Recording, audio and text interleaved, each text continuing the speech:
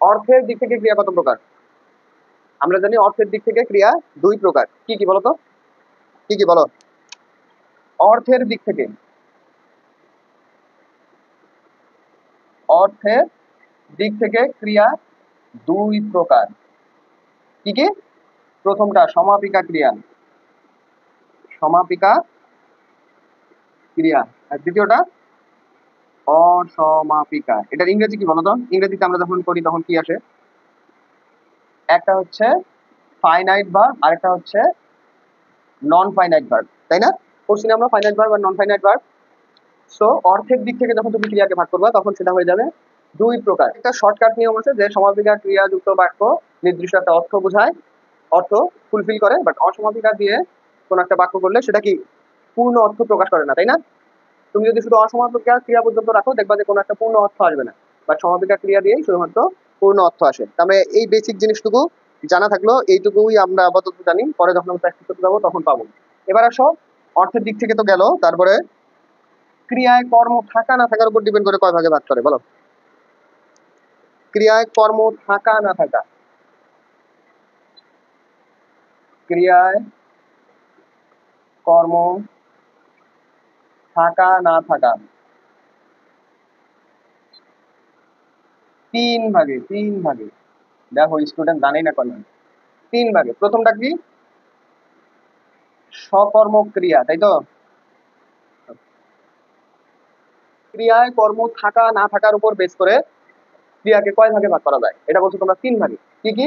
সকর্মক, অকর্মক, দ্বিকর্মক। ঠিক আছে, এখন তুমি উদাহরণটা দিলা যে সে ঘুমায়। তুমি চিন্তা করছো কি সে ঘুমায়, যেহেতু কোনো কাজ করে না সে শুধু ঘুমায়, তার মানে এটা কি অকর্মক, তাই তো? বাট আলটিমেটলি এটা অকর্মক কেন হয়েছে সেটা বলো। সে ঘুমায়, এই সে ঘুমায় কেন অকর্মক ক্রিয়া? বলো, অধরা বলো, বাকিরা বলো। এখন আমরা জানি কি কর্ম বের করতে হয় কি দিয়ে বলো? যদি আমরা ক্রিয়াকে কি কি বা কাকে দ্বারা প্রশ্ন করি, তাই তো? যদি আমরা ক্রিয়াকে কি বা কাকে দ্বারা প্রশ্ন করি কি পাওয়া যায়? কর্ম পাওয়া যায়। এখন দেখো, এই ঘুমায় অর্থাৎ এই ক্রিয়াকে যদি তুমি কি বা কাকে দ্বারা প্রশ্ন করো, আনসার আসে? কোনো আনসারই আসে না। কিন্তু যদি তুমি বলো যে কে ঘুমায়, তাহলে কি আসে? সে আসে। বাট কে কি করে বলো তো? কে বের করে হচ্ছে গিয়ে কর্তাকে, তাই তো? এই জন্যই সে ঘুমায়, এর কোনো কর্ম নাই যেহেতু, এই জন্য এই বাক্যটাকে কি বলে? অকর্মক ক্রিয়া।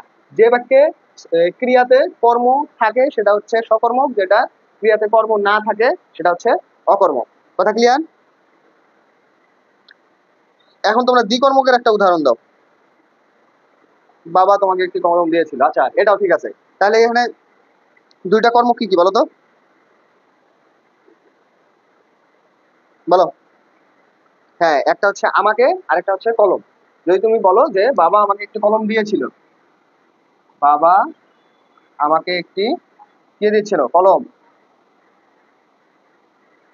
দিয়েছিল। আমরা জানি কর্ম বের করতে কি কি দিয়ে কোশ্চেন করতে হয়? একটা হচ্ছে কি এবং কাকে, তাই তো? কাকে কোশ্চেন করতে হয়? ক্রিয়াকে কোশ্চেন করতে হয়, ক্রিয়াকে কোশ্চেন করতে হয়। এখন এখানে ক্রিয়া কোনটা?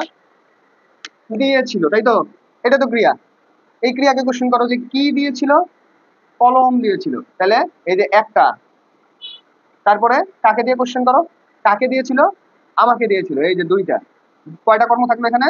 দুইটা। এই জন্য এটা কি দ্বিকর্মক ক্রিয়ার উদাহরণ। কথা ক্লিয়ার? গঠন বিবেচনায় কত প্রকার বলো? মৌলিক, যৌগিক আর হচ্ছে প্রযোজক ক্রিয়া। কি কি? মৌলিক ক্রিয়া। তাহলে মৌলিক ক্রিয়া কোনগুলো বলো তো? যে ক্রিয়াপদগুলো মৌলিক ধাতু দিয়ে গঠিত হয় নাকি? হ্যাঁ, হ্যাঁ, একাই কাজটা করে। আর যদি তুমি একদম ব্যাকরণিক বা বইয়ের ভাষায় বলো তাহলে কি হয়? যে যে ক্রিয়াপদটা কি মৌলিক ধাতু দিয়ে গঠিত হয়।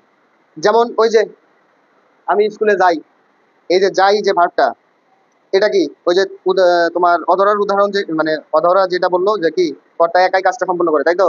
তাহলে দেখো আমি স্কুলে যাই, তাহলে কি আমি নিজেই কাজটা সম্পন্ন করতেছি না? এগুলো হচ্ছে মৌলিক ক্রিয়া। যৌগিক ক্রিয়া কোনগুলা?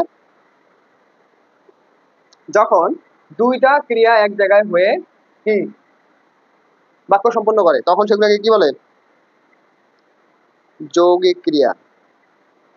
যেমন বলে না যে আমার এসব দেখে মরে যাওয়াই উত্তম, বলে না আমার মরে যাওয়াই উত্তম। তাহলে দেখো মরা আর যাওয়া দুইটা ভার্ব না, দুইটা ক্রিয়া না, বাট এই দুটা ক্রিয়া মিলে কি হলো? এই দুটা ক্রিয়া মিলে হইলো যৌগিক ক্রিয়া। কথা বোঝা গেছে? তাহলে প্রযোজক ক্রিয়া কোনটা? হুম, কর্তা যখন অন্য অন্যকে দিয়ে কোনো কাজ করে। প্রযোজক ক্রিয়ার একটা উদাহরণ কিন্তু খুব মনে করো যে ভাইরাল, কি বলো তো? হ্যাঁ, রাখাল গরুকে ঘাস খাওয়ায়, মা শিশুকে চাঁদ দেখায়, তারপরে শিক্ষক ছাত্রকে বই পড়ায়, শিক্ষক ছাত্রকে ম্যাথ করায় বা গণিত করায়, অঙ্ক করায়। এগুলা কি খুবই ভাইরাল ভাইরাল উদাহরণ।